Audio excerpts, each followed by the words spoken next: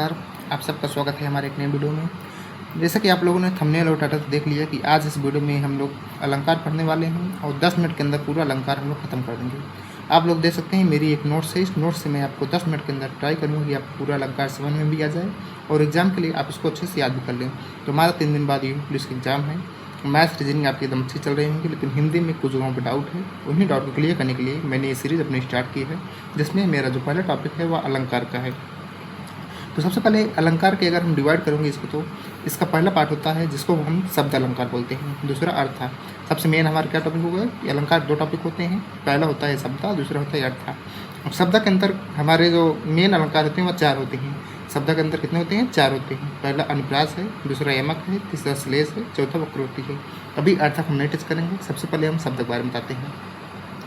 तो शब्द में जो हमारा पहला अनुप्रास है, अनुप्रास के अंदर क्या होता है, एक ही वर्ड जो है बार बार रिपीट होता है। अभी क्या है, इसको हम आपको एक रेफरेंस बुक के माध्यम दिखाते हैं। अनुप्रास अलंकार अगर आप देखेंगे तो इसमें एक ही जो वर्ड होता है, यानी कि जो उसका पहला अक्षर होता है वही बार बार रिपीट होता है। ये मेरी एक गागम सागम का एक नोट्स है, उसके रेफरेंस में आपको बता रहा हूँ। इसमें अगर आप देखेंगे इसकी डिफिनेशन क्या दी जाती है कि किसी पंक्ति में वर्ण या शब्द की आवृत्ति दोहराना हो तो उसे अनुप्रास अलंकार करते हैं। यानी कि जब एक ही वर्ण या शब्द एक पंक्ति में एक से अधिक बार आए तो उसको अनुप्रास अलंकार बोला जाएगा। इसके एग्जाम्पल क्या है?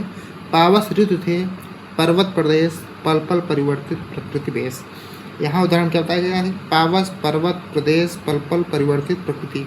ये जितने आप वर्ड शब्द देख रहे हैं, सब में पापा की जो है आवृत्ति हो रही है, पल पल परिवर्तित प्रकृति द्वेष। अब देख रहे हैं इसमें सब में एक ही की आवृत्ति हुई है। तो आई होप आपको जो अनुप्रास है, अनुप्रास समझ में आ गया होगा। ऐसे ही आप इसके कुछ और भी एग्जाम्पल दे सकते हैं। जैसे कौन सा ये आप देखिए, रीज रीज रहिस रहिस हंसी हंसी उठे, सांस भरे और हंसी कहा दई दई। ये भी एक एग्जाम्पल है। ये हो सकता है आपकी एग्जाम में भी आ सकता है। रीज रीज इस सब में देखिए आप रा की आवृत्ति हुई है। ऐसे है चामर से चंदन से चंद से चांदनी, चमेलू चार चंद सुधर है, इसमें भी सब में चाचा की है। तो आई होप आपको अनुप्रास से समझ में आ गया होगा। और दूसरा होता है हमारा यमक। यमक के अंदर क्या होता है कि एक जो शब्द है वह बार बार होगा, लेकिन एक शब्द 2 बार आएगा, लेकिन उसके जो अर्थ हैं वो अलग अलग होंगे। अब आपको इसका हम एग्जाम्पल दिखा देते हैं। यमक अलंकार, जिसका यमक मतलब होता है 2। यमक का मतलब क्या होता है? 2। जब किसी शब्द की आवृत्ति 2 या 2 से अधिक बार हो, इनकी अर्थ भिन्न हो, उसको यमक कहते हैं। उदाहरण, कनक कनक सौगुनी मादकता दिखाए, वा खाए बौराय जग या पाए बौराय। यानी कि इसके अंदर क्या बताया गया है कि कनक जो शब्द है, कनक शब्द का 2 मतलब होता है। पहला कनक मतलब धतूरा होता है, जो कि एक फल होता है, इससे खाने से इंसान पागल हो जाता है। वहीं दूसरी तरफ जो कनक है उसका मतलब होता है सोना। सोना जिसको पाने के बाद भी इंसान भाव में आ जाता है, यानी कि वो भी पागल हो जाता है। तो आप देख रहे हैं कि यहाँ भी शब्द एक ही है, लेकिन 2 बार आया है और दोनों का मतलब जो है अलग अलग है। तो इसका यही मतलब हो कि कनक जो हमारा अलंकार हो गया, कनक मतलब कि एक शब्द 2 या 2 से अधिक बार आएगा, लेकिन हर बार उसकी अर्थ जो है अलग अलग रहेंगे। अनुप्रास मतलब समझ गए कि शब्द वहाँ नहीं रहेगा, लेकिन वहाँ एक अक्षर रहेगा, वो अक्षर रिपीट होगा। इसके बाद हमारा अगला नंबर आता है श्लेष अलंकार का। श्लेष का मतलब होता है चिपका होना, यानी कि एक शब्द रहेगा, उसके अंदर बहुत सारे जो अर्थ हैं उसके चिपके रहेंगे। अब श्लेष का अगर हम डिफिनेशन दिखा दें आपको बुक से, श्लेष का मतलब क्या होता है? चिपका होना। जब किसी पंक्ति में एक ही शब्द अनेक अर्थ के लिए आए, अर्थात एक ही शब्द की अनेक अर्थ हों, वहाँ श्लेष अलंकार होता है।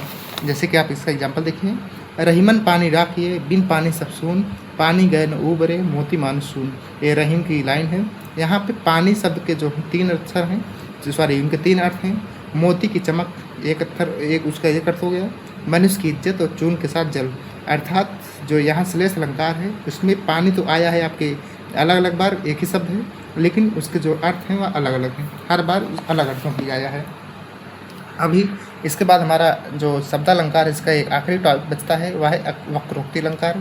वक्रोक्ति के अंदर होता है कि बोला कुछ जाता है लेकिन समझा कुछ हो जाता है।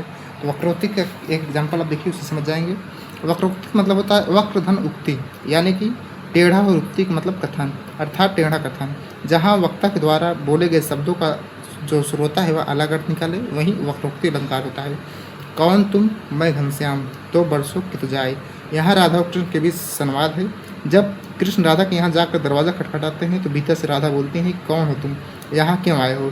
कृष्ण जी अपना परिचय देते हुए बोले, मैं घनश्याम हूँ। चूँकि घनश्याम का एक अर्थ होता है काले बादल, तो राधा जी इसी अर्थ को शरारत के रूप में लेकर बोलती हैं कि घनश्याम हो तो तुम्हारे यहाँ क्या काम, वहीं कहीं जाकर बरसों बारिश करो। तो आप लोग देखिए कि जो हमारा शब्द अलंकार होता है, यहाँ पे जो हमारे अलंकार यानी शोभा बढ़ाई जाती है शब्द की या वाक्य की, वह शब्द द्वारा बढ़ाई जाती है। अब इसके उलट जो हमारा होता है अर्थ अलंकार होता है। शब्द और अर्थम जो मेन फर्क होता है कि शब्द में शब्द द्वारा चमत्कार दिखाया जाता है, अर्थम में अर्थम द्वारा।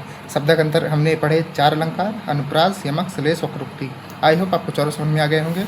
अब अगला हमारा अर्थ है। अर्थ के अंदर हम पढ़ेंगे उपमा, रूपक, उत्प्रेक्षा, अतिशयोक, विरोधाभास। अब उपमा के अंदर क्या होता है कि यहाँ पर तुलना की जाती है। अब हम आपको रेफरेंस दिखाएंगे कि उपमा क्या होती है। उपमा के अंदर देखिए क्या बताया गया है, जब एक वस्तु की तुलना धर्म, शोभा, स्वभाव, गुण आदि के आधार पर किसी दूसरी वस्तु की जाए, वहाँ उपमा अलंकार होता है। उपमा अलंकार के 4 अंग होते हैं, उपमेय, उपमान, वाचक शब्द, साधारण क्रम। ये सब आपको नहीं पढ़ना है, सिर्फ आपको बेसिक डिफिनेशन है, उसका एक एग्जाम्पल देख लेना है, उतना ही आपके एग्जाम में आना है। यानी कि इसका अगर एक एग्जाम्पल देखें, राधा रथ के समान सुंदर है, यानी कि यहाँ तुलना हो रही है। एक एग्जाम्पल इसका देखिए, हाय फूल सी कोमल बच्ची हुई राख की ढेरी थी। आप देख रहे हैं यहाँ पे फूल सी कोमल, यानी कि इसका मैंने एक और शॉर्ट ट्रिक आपको लिखा हुआ है इसमें। अगर मेरे नोट्स में देखेंगे, सासी से आप कहीं दिख जाए किसी वाक्य में, किसी कविता में, किसी लाइन में, तो आपको समझ जाना चाहिए कि वहाँ तुलना हो रही है। तुलना मतलब उपमा अलंकार यानी अर्थ अलंकार। अगला आता है हमारा रूपक। रूपक मतलब होता है कि जहाँ उपमेय में उपमान का भेद हो जाए, यानी कि हम उपमेय और उपमान का कोई वहाँ पे आपको अंतर साफ समझ ना आए। अगर उपमेय उपमान आपको नहीं समझ में आ रहा तो आप देखिए यहाँ पे एक और इसकी पहचान होती है, ए वाला आपको चिन्ह मिलेगा। मोस्टली लाइन में अगर ए वाला चिन्ह मिला हुआ है, आपको लगता है कि उपमेय और उपमान एक ही लग रहे हैं, तो वहाँ पे हमारा उपमेय अलंकार होता है, सॉरी रूपक अलंकार होता है। इसका अगर हम एग्जाम्पल एक देखें, वीति भावरी जागरी अंबर पनघट में डूबो रही तारा घट उषा नगरी। आप देख रहे हैं इसमें 3 बार ये वाला जो चिन्ह है या आया हुआ है। अगर ये आपको कहीं दिख जाए तो यहाँ सीधा समझ लीजिए कि यहाँ रूपक अलंकार है। अंबर, तारा, उषा उपमेय है, क्रमशः पनघट, घट, नागरी जो उपमान है। आप देख रहे हैं दोनों का कंपेरिजन नहीं दिखाया जा रहा है, यहाँ दिखाया जा रहा है दोनों एक ही हैं, यानी कि योजक चिन्ह दिखा के एक बनाया जा रहा है, तो यहाँ पे रूपक हो जाएगा। अगला हमारा आ जाएगा उत्प्रेक्षा अलंकार। उत्प्रेक्षा देखेंगे, उत्प्रेक्षा जो सबसे बड़ी पहचान होती है, यहाँ पे कुछ शब्द आते हैं जैसे मनु मानो, जन जानो, जनहु मनहु। अगर ऐसे कोई शब्द दिखाई दें तो वहाँ आप सीधा सीधा क्या टिक करेंगे, उत्प्रेक्षा अलंकार। यहाँ आप देखेंगे इसकी डिफिनेशन क्या बताई जाती है, उपमेय में उपमान की कल्पना या संभावना की जाए, वहाँ उत्प्रेक्षा अलंकार होता है। यहाँ मनहु, मानो, जानो, जनु आदि उत्प्रेक्षा अलंकार वाचक शब्द हैं। जैसे एग्जाम्पल, फूले का सकल मई छाई, जन वर्षा ऋतु प्रकट बिताई। उपयुक्त उदाहरण में वर्षा ऋतु के बाद शरद ऋतु के आने का वर्णन किया गया है। शरद ऋतु के काश के खिले फूल ऐसे प्रतीत होते हैं जैसे वर्षा ऋतु की वृद्धावस्था प्रकट हो गई है। यानी कि जन जानो, मन मानो, जनहु मनहु, अगर ऐसे कोई शब्द दिखाई दें तो आप वहाँ सीधा उत्प्रेक्षा लगा देंगे। अब आता है हमारा अगला जो इंपॉर्टेंट अलंकार है, वह है अतिशयोक्ति अलंकार। अतिशयोक्ति अलंकार में क्या होता है कि किसी भी बात को बढ़ा चढ़ा कर दिखाया जाए। अब अतिशयोक्ति का आप एक एग्जाम्पल देख लीजिए। यहाँ पे इसका जो डिफिनेशन होती है वह होती है किसी वस्तु का वर्णन सीमा के बाहर या अत्यधिक बढ़ा चढ़ा कर किया जाए, वहाँ अतिशयोक्ति अलंकार होता है। उदाहरण के लिए, हनुमान की पूंछ में लगन न पाई आग, लंका सारी जरी गई, गए निशाचर भाग। एक हमारा देखने पढ़ने से क्या लग रहा है कि यहाँ पे एक छोटी सी बात है उसको बहुत बढ़ा चढ़ा कर दिखाया जा रहा है, यानी सारी लंका जल गई, लगन न पाई आग, गए निशाचर भाग। अगर ऐसी कोई बात आपको देखने में लग रही कि जो बहुत बढ़ा चढ़ा कर दिखाई गई है, तो सीधा सीधा वहाँ पे आपको समझ जाना है कि वहाँ पे अतिशयोक्ति है, यानी कि बहुत बढ़ा चढ़ा कर दिखाया जाए, तो सीधा वहाँ अतिशयोक्ति अर्थ अलंकार आप लगाएंगे। हमारा आखिरी है आज का विरोधाभास। विरोधाभास का थोड़ा सा टफ ही हो सकता है कि आपको कोई बात समझ ना आए, लेकिन अगर आपको आ जाता है तो हो सकता है एग्जाम में अगर आ जाए टिक कर देंगे। जहाँ 2 पदार्थों या वस्तुओं में विरोध न होते हुए उसमें परस्पर विरोध का आभास दिया जाए, वहाँ विरोधाभास। इसका एक एग्जाम्पल देख लीजिए, सुलगी अनुराग की आग वहाँ, जल से भरपूर तड़ाक जहाँ, या अनुरागी चित्त की गति मुझ में कोई नहीं, ज्यों ज्यों बूढ़े श्याम रंग त्यों त्यों उछल हो। यानी कि यहाँ पे विरोध दिखाया जा रहा है, तो यहाँ पे विरोधाभास होगा। तो फ्रेंड्स, अलंकार में हमको सिर्फ यही 4 इसमें पढ़ने हैं, 5 इसमें पढ़ने हैं, टोटल 9 अलंकार पढ़ने हैं। 9 अलंकार की आप लोग कोशिश करिएगा कि जितने ज़्यादा एग्जाम्पल आप देख पाएँ।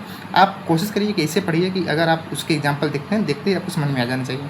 अगर आप अलंकार देखते हैं, देखने के बाद आप उसको एग्जाम्पल को देख कर समझ जाते हैं कौन सा अलंकार है, तो इतना बेस्ट है। तो आप मुश्किल से लगभग 30 से 40 क्वेश्चन का आप प्रैक्टिस कर लेंगे तो आपको आ जाएगा। तो 10 मिनट का मैंने टारगेट रखा था, 10 मिनट के अंदर मैंने पूरा आपको अलंकार समझ यहाँ पे एक्सप्लेन कर दिया है। इसके बाद हम लोग अगले और टॉपिक्स लेकर आएंगे। अगर आपको ये सीरीज़ मेरी अच्छी लगे तो आप बताइएगा।